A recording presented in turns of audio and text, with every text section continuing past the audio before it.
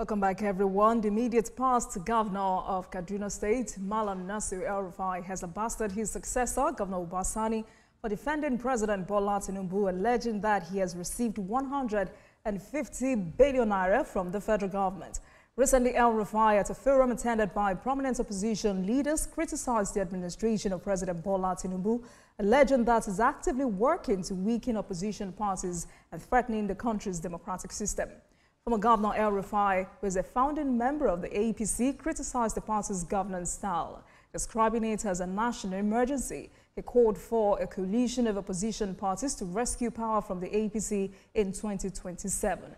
Meanwhile, his successor, Governor Uba Sani, is insisting that there is nothing wrong with his relationship with his predecessor and friend. However, Governor Uba Sani was on our channel, TVC News, where he affirmed that El-Rufai's allegation against Tinubu are not correct.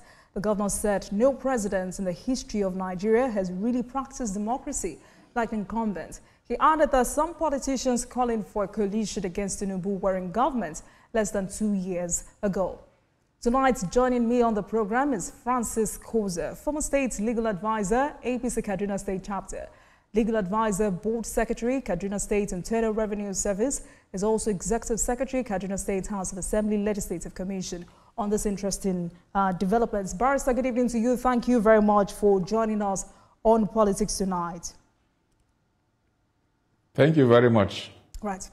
So let's start this conversation. Thank you for joining us. So let's start this conversation by reading out Nasir El-Rufai's tweet. This was in response to Governor Uba Sani's interview on our channel. El-Rufai tweeted as follows: "The governor is embarrassingly and sycophantly rambling every day. I used to wonder why. However, confirming that federal government reimbursement, interventions and grants in excess of 150 billion naira have been given selectively to Kaduna by Tinubu in the last 18 months now explains everything. By all means, defend Asiwaju for the conditional cash transfer.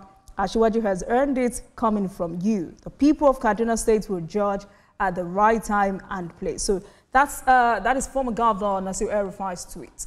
My first question to you tonight is, why is Nasir El-Rufai unhappy with President Bola Tinubu? Thank you very much. The first point I want to stress is that those of us who are active politicians in Kaduna State know right from the word go that El-Rufai, in the first instance, never supported Tinubu's candidature. I said this because I am the state secretary of the Tinubu support group. And so I know the battle we had when we started the group.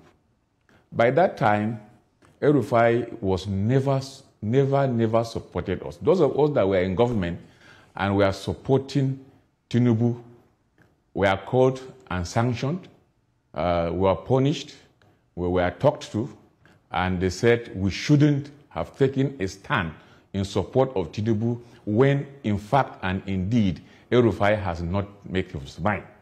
Our response was very simple, that we believe in the candidacy of Tinubu, and we have the right to support anybody we want to support, despite the fact that we are in government. So he never supported us, and he did his best to frustrate us in all the activities that we do towards popularizing the Tinubu candidacy. Now, so when things were going on, when Tinubu visited Kaduna State for the first time, we were there, we received Tinubu at the airport, and then we took him to Government House. The statement by El-Rufai was very clear. He said Kaduna State have not made up their mind as to who to support. And that Kaduna State had to do some consultation and so on and so forth. But we know as a fact that by that time, El-Rufai was not in support of Tinubu. He was supporting somebody else. And we continue, the attacks continue with us and so on and so on, until the time when it dawned on El-Rufai that, look, you cannot beat Tinubu. It was at that point in time that he made a U-turn and now begin to support Tinubu. So what El-Rufai is saying today is not strange to us. It's part of him. And so we believe strongly that he never supported Tinubu Okay. in the first place. He only came to support Tinubu at the last minute when it dawned on him that Tinubu was going to get the mandate of the party and therefore become the president of Nigeria. It was at that point in time that he now made a U-turn and then began to purportedly support Tinubu. All right, Barrister, quite related to my first question is whether or not he has the political dexterity to unsettle the administration of Bola Tinubu based on the kinds of meetings he's been having lately. Well, first of all, let me say that the people of Kaduna State, and especially the people of Southern Kaduna, are very, very happy with the policies and programs of Tinubu and the policies and programs of Uba Sani. In fact, these policies and programs of Tinubu and Uba Sani is impacting more positively on the lives of the people of Kaduna State and that of Southern Kaduna in particular. You will recall that during the EL-Rufai era, Southern Kaduna was a theater of attacks. There were several attacks. People were killed, houses were burnt, people were maimed, and so on and so forth. EL-Rufai does not even have the empathy to go and condole the people. He didn't send any relief materials to the people. So he left the people on their own. And so the people suffered and suffered and suffered. But when Tinubu came on board and Uba Sani came on board too, what happened? Today, especially in Southern Kaduna, we are enjoying relative peace. The attacks have stopped and development projects are also visible in Southern Kaduna more than during the time of EL-Rufai and Buhari. And so the people of Southern Kaduna are happy. And that is why you will discover that during the EL-Rufai era, people ran away from APC because they saw APC as if it was what EL-Rufai was doing. And so they left APC. Those of us that are founding members of APC, we are very few that were left because we believe and we told them that, look, the policies and productivities of EL-Rufai on Southern Kaduna, for instance, to be specific, is not the activities of APC. EL-Rufai is different from APC. And therefore we said, no, it's not. And so we started to educate the people. And today, we are vindicated. People are now coming in thousands into APC, especially from Southern Kaduna and from Kaduna State. People that were in PDP, people that had left APC, and they are now coming back. Why? Because they now saw the true position that APC is not EL-Rufai and EL-Rufai is not APC. So, Barrister, surprisingly or not, it's interesting to hear you say EL-Rufai was never in support of Bola Tinubu's candidacy. And I'm wondering, what could have led to this political traumatization, as his opponents have called it? Yes, his relationship with the president has been that of cat and rat. Before now, he had written a 4-page story about how former Vice President Atiku prevented Tinubu from scamming the federal government. In May 2019 also, during his war of words with Mr. President, there were newspaper reports of him saying he would never agree to be a vice president to a corrupt politician. In the same month, he suggested that Lagos godfatherism could be ended as it did in Kaduna, and even said he's unapologetic to those who feel offended.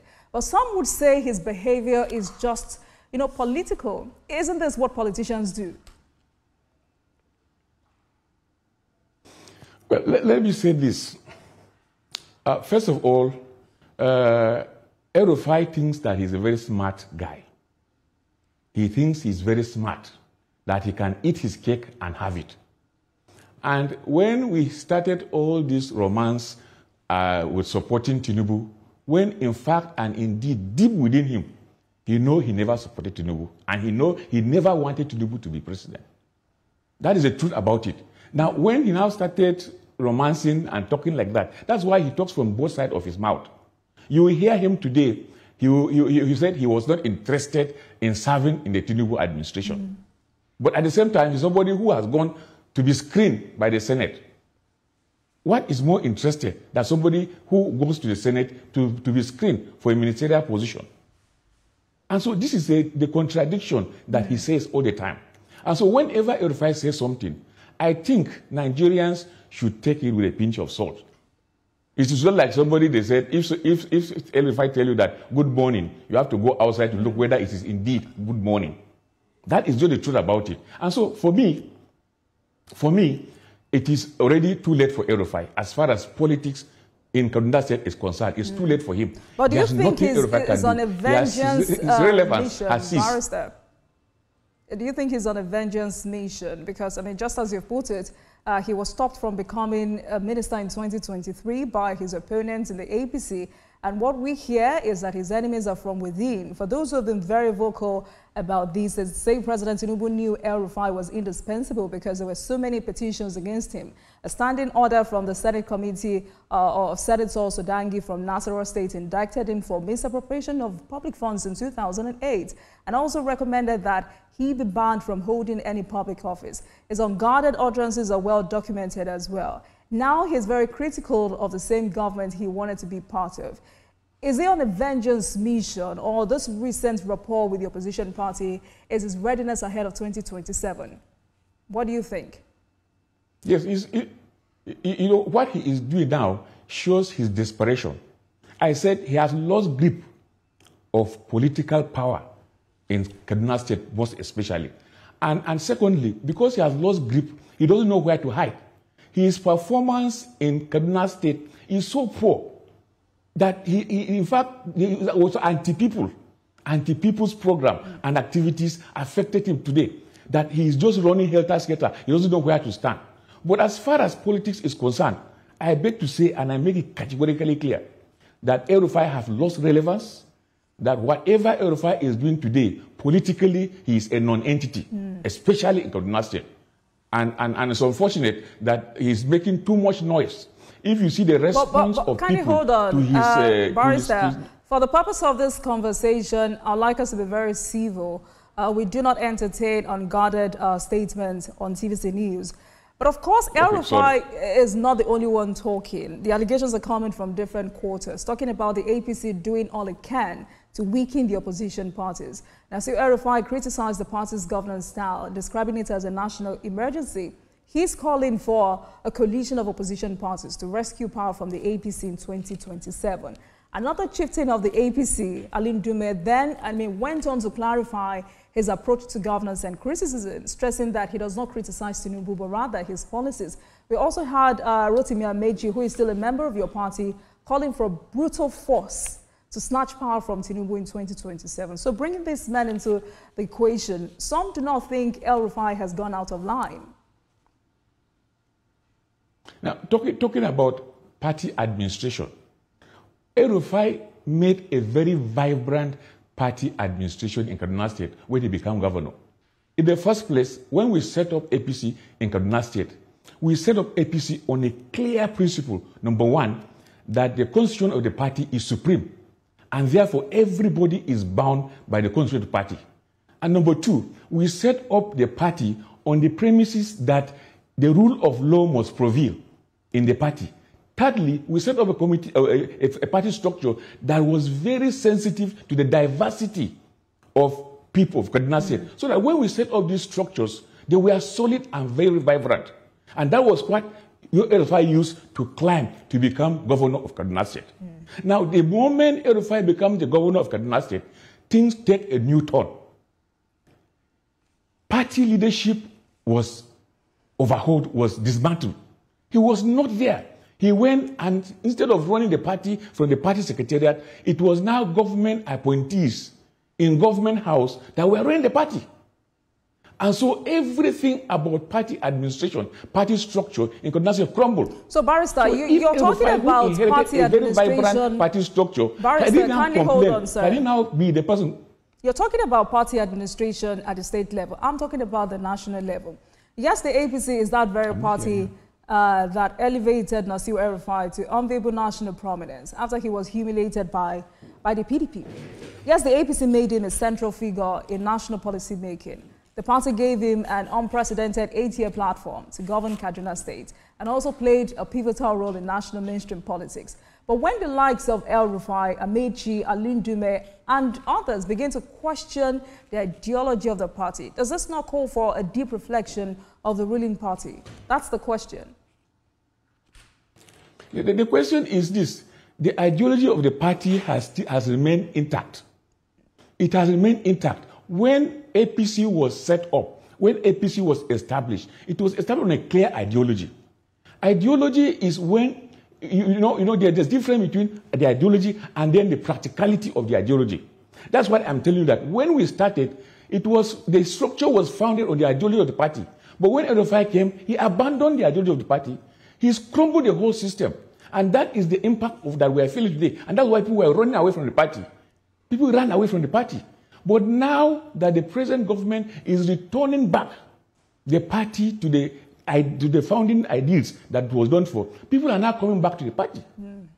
And so El-Rufai cannot, he lacks the moral right to blame APC today. Okay. Because he contributed in no small measure in destroying the structure of the party. He contributed in not observing the basic tenet of democracy in the party. Mm. He destroyed the party. And what government is trying to do today, what the party is trying to do today, is to bring back the structure of the party to the position where El-Rufai met it. And that is why they are battling with it. And then El-Rufai, because how can you destroy something and then you come back to now blame the party? You contributed in no small measure in the destruction of the structure of the party in Kaduna State. And so he lacked the moral right to complain today. All right. That's why we are saying that this government is now working tenaciously to bring back this party structure, vibrant party structure, because it is a vibrant party structure that gave him the governorship, which he has destroyed. Mm. And people are happy today that because the present government is now working back to restore the dignity, the structure that El-Rufai has destroyed. And that's why people are coming into the party, unlike when El-Rufai was in government and people were running away from the party. All right, I hear you, Barrister, but I mean, you of all people should know that criticism of governments most times is not out of spite, but mostly from people demanding good governance and transparency in government. But let's come to Kaduna State. This back and forth between two best friends, even though some have described it as a friendship for convenience, a friendship for political reasons, whatever it is, what exactly is playing out in Kaduna State? Well, you see, in Kaduna State, just like I said, it's a question of accountability. What is happening now is a question of accountability, and which is right. Because El-Rufai is now called upon to account for his stewardship. Because he was given that mandate, and he has a mandate from the people. Yes, has he abused the mandate? And that's what we're talking about. That from the record so far, the government that have found out that there was been abuse of the mandate that the people gave him. And therefore, he has the obligation, the duty to account for that mandate, for that mandate they have destroyed. And so when they call upon him, I think the best thing for him is to submit. Whosoever they call, submit to the court. Submit yourself, and then wait so that they can prove whatever they can prove against you, and then you move on. But we cannot, for instance, try to play to the gallery and try to frustrate the action of government to bring you to account. You should be very happy if you are diligent. And he said he never stole government money. So he should be very happy to go to the court and then defend himself. Or his people, his staff, those who work for him, they should be able to go to court and explain. Why is it that they are running away from going to the court? Why are they running away? The courts are there, and I want to assure you that the courts in Kaduna, the High Court in Kaduna, and all the judges in Kaduna are very fair. They are very fair. I've been a practitioner for over 30 years in Kaduna, and I know the judges, they are men of integrity. So you don't need to fear. Go to court and submit yourself to judicial court. Whatever, you wait for them to prove it. If they prove it, good and fine. If they don't prove it, I know the court will set them free if there's no evidence. So let them stop all these politics and trying to destroy our court, our system, and then giving them a bad name. All right. No, go to court, submit to judicial court. You know, El-Rufai has or had a lot to say about that, but I will quote him when we come back from this break. Please stay with us, everyone. Welcome back to Politics Tonight, everyone. Thank you very much for staying with us on the program. Francis in Kaduna State. Thank you so much for staying with us on the program, Barrister. So how do you describe Malam El-Rufai's 8 years of being governor and the Kaduna APC under El-Rufai's leadership? Before we talk about accountability and transparency. Well, just like I was saying, El-Rufai made a very vibrant party structure in Kaduna State. And it is that vibrant party structure that he wrote to become governor. Now, when El-Rufai becomes governor, El-Rufai did not sustain the vibrancy in the party. Rather, he destroyed the party. All the party structure, from the polling unit to the wards, to the local government, to the state, he abandoned them. Party was now being run in government house by government appointees. Even the collection, the contribution of appointees to party was managed in government house. The party leadership, the party secretariat was abandoned. And he brought in people who did not know their right from their left. Most of his appointees were not politicians from Kaduna State. They were people that were brought in. They were his friends in Abuja and other places. They didn't know the diversity in Kaduna State. They didn't know the politics in Kaduna State. And so they evolved programs and policies that were anti-people. And that drove the people away. That made the people angry with the government and then with the party. And we try our best to explain to the people that there's a clear difference between El-Rufai and the party. Right. But today, just like I said, after he left, after destroying the party and he left, what the present government is now doing is to return the party back to the stage that El-Rufai made it when he came to contest for governorship. And that is why the party is now being endeared to the people. And people are not get a vote in Kaduna State. I hear you. So I wanted you to speak to that because there are those who have said this is battle for relevance. They say this is El-Rufai trying to stay afloat and continue to oversee the structure in Kaduna State. So that was why I wanted you to talk to us about the structure and whether or not it was still intact. So let's talk about this tweet and just the way it is. This is former Governor El-Rufai accusing Governor Uba Sani of siphoning or diverting money for the development of the state into his personal account. Governor Sani, on the other hand, has alleged that El-Rufai's administration received millions of dollars in funding from the World Bank and the federal government during the administration of former President Muhammadu Buhari without announcing the funds to the people of Kaduna State. Is this a case of he who comes to equity must come with clean hands? Well, as far as corruption is concerned, the most tangible evidence that you have is what the House of Assembly have done. The House of Assembly has scrutinized the expenditure of El-Rufai. They have scrutinized the activities of his political appointees. And the House of Assembly are of the opinion that there is the need for them to be called to account for their stewardship. That is a very positive position. And they have now informed the security agencies, the relevant security agencies, to look into those allegations. And some of these people have been picked up, and they are under trial. They have been charged to court. They are under trial. So let us allow the normal process of the court to flow to determine whether they are guilty or not guilty. For Uba Sani, it's just a mere allegation. He has just spent about just 2 years in government, almost 2 years now in government.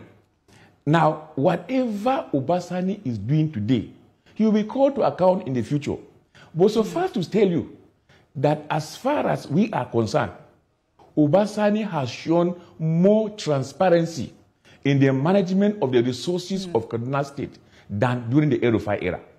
That is the truth about it, that Uba Sani has shown transparency in the management of the resources of Kaduna State than El-Rufai.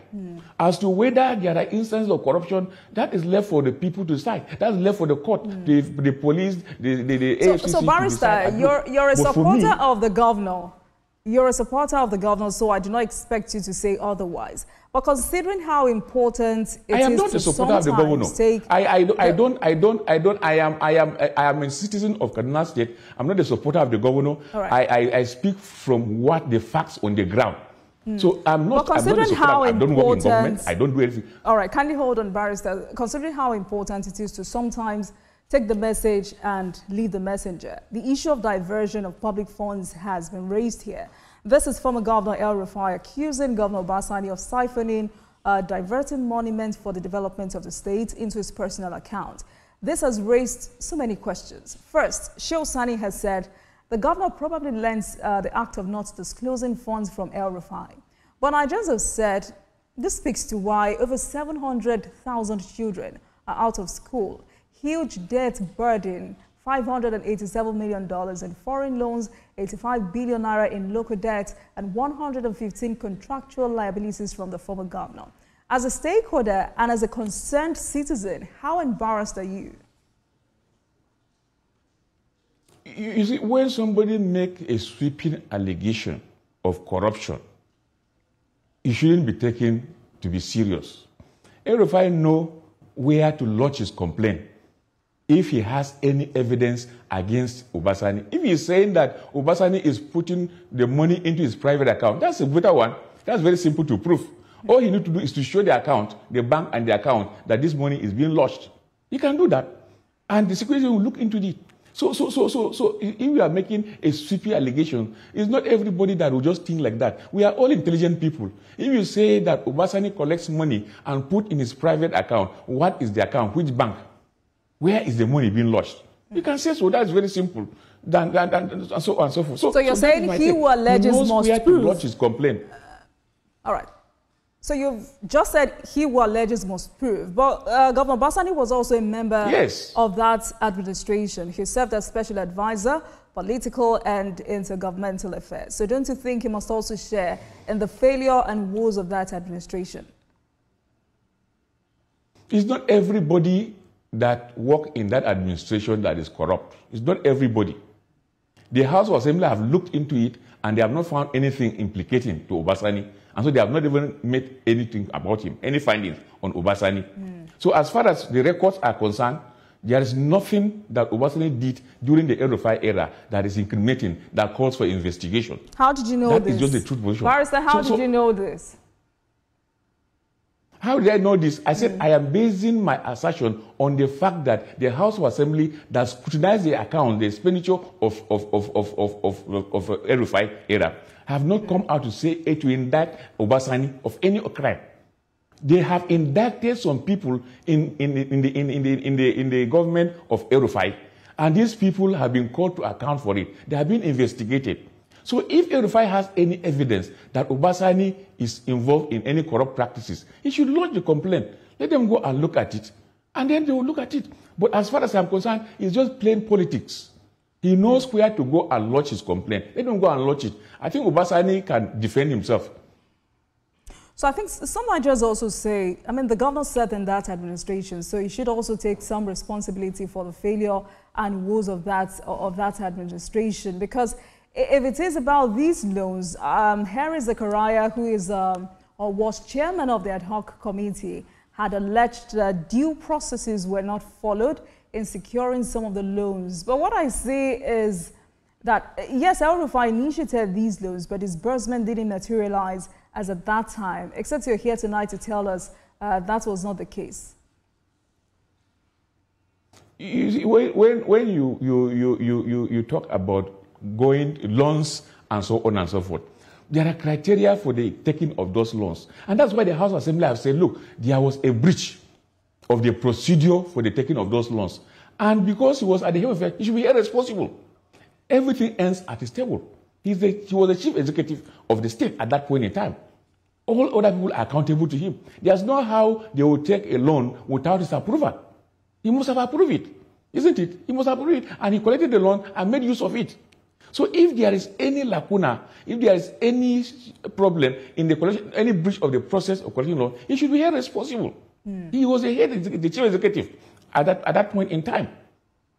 He should be.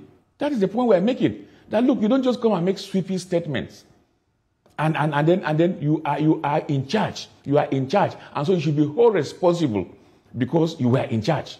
You have approved it, and the procedure was presented to you, and you approve it. So if there's any manipulation of the process of the procedure, you should be held responsible because he was in charge. Everything ends on his table. He cannot blame anybody. That's the point we're making. All right. So, Barrister, the fact that Uba Sani worked in that administration doesn't mean. But apart from this probe, do you think there is a lot more to be investigated? There is, certainly there is. So much to be investigated. Just like I said, a lot of projects that they embarked upon was abandoned. They were abandoned. Look at the light rail that they thought they were going to bring. Nothing happened to it. They just did consultancy work and spent a lot of money on it with nothing on ground. So there are a lot of things that should be investigated by the prosecuting agencies to be found out. Look at the school feeding program. A lot of things went wrong. Look at they said they bought laptops for primary school to people and so on. There was nothing on ground. They said they renovated. Look, a lot of corruption here and there. They spent so much money on consultancy, and there's nothing to talk about on those documents. They gave contracts, they paid money for contracts, and then abandoned it and collected money and vanished. And that is why they are investigating. So let them submit themselves to the investigation of the security agencies. If they come out free, beautiful, we'll clap for them. But if they are found guilty, they should be punished. Because these are public funds that they have misappropriated. And if they are not punished, it will not serve as a deterrent to others. We feel strongly that anybody who holds a public trust, who has the mandate of the people, and you breach that mandate, you should be held responsible, accountable for that. And there's nobody during the EL-Rufai era that should be held responsible than him, because he was the chief executive of the state. But Barrister, let's go back to when the relationship was good, when the going was good. EL-Rufai worked tirelessly for the emergence and election of Governor Uba Sani. He was instrumental to his rise to power. He championed his political career. And some margins have dug out different names for Governor Uba Sani, and names to describe people who do these to their political godfathers or their benefactors. For those who have called the governor an ingrate, for those who say Governor Uba Sani is a textbook case of political treachery, one that reveals the fragility of friendships in Nigerian politics. Is there, could there have been some other ways to resolve this issue? You see, the mere fact that EL-Rufai supported Uba Sani to become governor does not mean that if during the governance of Uba Sani he discovered something that was done irregularly, that shouldn't bring the person to book. The mere fact that this issue of godfatherism in politics have gone. Because everybody, look, Uba Sani did not just get the mandate of the people, he worked for it. Uba Sani really worked for it. In areas where EL-Rufai failed, where they hate EL-Rufai, Uba Sani used his political dexterity to convince people to vote for him. And so I asked that question because of Kaduna State is not a non-entity. Right. He's not a non-entity. Uba Sani is a stark politician. He knows the people. He knows what they want. And he was able to go out and campaign and get the vote of the people. The people did not vote Uba Sani because of EL-Rufai. The people voted Uba Sani because they believe in him. They believe that he has the Barrister, I asked that question because I've heard Kaduna politicians say, going by the number of persons EL-Rufai humiliated since it joined politics, this is a case of those who live by the sword will die by the sword, implying that the way he treated others is eventually coming back to him. So the question of whether this constitutes humiliation or is merely the result of playing a political game is a complex one. You were a huge supporter of Malam EL-Rufai at a point, so I'm wondering what must have gone wrong between you both and why you were sacked as Secretary of the Kaduna Enterprise Development Agency. Is that why you're against him today? No, that certainly is not. That is not. I never went into government and said I'll be there forever. There's no doubt about it. And whenever I served, I was very diligent. I was very, very diligent in my service, and I rendered credible service to the people. There's no doubt about it. If you go to my service as Secretary, Legal Advisor of the National Revenue Service, I was able to, through the instrumentality of law, to recover arrears of taxes to the tune of about 9.7 billion from government agencies. We went to court, and we got that money back. So it was a credible service that we rendered. The mere fact that I worked during that administration doesn't mean anything. We must call a spade a spade. Right. Because when I speak as an insider, because I know what happened. It's not that I never went into government that I will remain there forever. It's not possible. There must be a beginning and there must be an end. We disagree with EL-Rufai. Yes, I agree. On certain things, affect my people. There's no doubt about it. Right. Because of our time, let's talk about these two close allies of El-Rufai and the ongoing trial of Bashir Saidu and Jimmy Lawal. These are two individuals who are very close to El-Rufai. He has said this judicial process is selective. According to him, December 31st, 2024, Bashir Saidu was abducted illegally by armed police officers on the order of Governor Uba Sani along Zaria Road. He was taken to a magistrate court in Regasa, where he was remanded in medium security custodial center in Kaduna. And it says both Bashir Saidu and Jimmy Lawal were later before the Federal High Court in Kaduna, facing criminal charges by ICPC, and is saying that the judicial process is selective. Just like I said, if a matter is before the court should be allowed to decide the matter. And if you charge somebody in court and the court remanded him in prison custody, it's not Uba Sani or anybody. It's your business between the court and you. If the court grants you bail and impose condition for you, if you have not satisfied the condition for the bail, you don't blame anybody. You either try to satisfy the condition on the bail, or you take steps and go back to court and ask them to review the condition. So in addition to what you have just said... Not to go and start talking and blaming as if Uba Sani is the court. Uba Sani is not the court. I've told you, I've said it clear here, that I know that the courts in Kaduna are very fair. The judges are men of integrity. Yeah. Barrister, you know, two truths can coexist. As a practitioner. Yeah. Two truths can coexist, because he's saying the judicial process is, and this case is highly politicized. So whether the judicial process is selective or not, the question is, are they innocent of the charges? And anyone watching would imply that what Malam is practically saying is that there are known corrupt elements in the administration of Governor Uba Sani that are being protected at the moment. And in his words, several others have seemingly escaped scrutiny due to their current positions within the Senator Uba Sani-led Kaduna State government or at the national level. So really, what does this say about our judicial process? El-Rufai is also saying Kaduna people will judge Governor Sani at the right time. So it looks like this is El-Rufai talking about how Uba Sani would not survive the next election in 2027 without his support. And his supporters have called Uba Sani a one-term governor. Does this bother you? If not, shouldn't this bother any supporter of the governor at the moment? All watchers of the politics of Kaduna today will know that APC in Kaduna State has more acceptability than during the El-Rufai era. People are trooping into APC. There's no doubt about that. And therefore, winning election, as far as I'm concerned, is a done deal in 2027 for APC. It's a done deal. Because the opposition, the PDP and other opposition, they are not strong. Most of their members are coming into APC today. Most of them are coming to APC today. And those who have left APC, because of the way El-Rufai ran the government, are now coming back. So APC is more vibrant today in Kaduna State than during the El-Rufai era.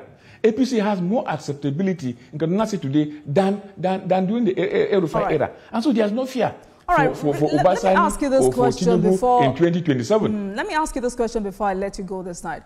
Does Nasir El-Rufai have what it takes to be Nigeria's president? That is a very far dream. It's not possible. El-Rufai cannot be president of Nigeria. Why? Because he doesn't have the acceptability. He doesn't have the acceptability of the people. He can never get the mandate of the people to be governor, to be president. That's the truth about it. All right, Barrister. And when they started this, Right, this is an ongoing development. We see what becomes of it in the coming days. Thank you so much for joining us on the program. Barrister Francis Koza, former state legal advisor, APC Kaduna State Chapter, legal advisor, board secretary, Kaduna State Internal Revenue Service, executive secretary, Kaduna State House of Assembly Legislative Commission. Thank you so much for your time on Politics Tonight. Thank you. It's my pleasure. Thank you for the opportunity to share my opinion on the issue. Thank you. All right. Thank you for joining us. And thank you very much for watching, everyone. That marks the end of today's episode of Politics Tonight. But you can watch the repeat broadcast of this episode at midnight. Get in touch with us on our social media handles, Facebook, Instagram, and X at TVC News NG and at Olajumoke using the hashtag Politics Tonight. We're also on YouTube at youtube.com/TVC News.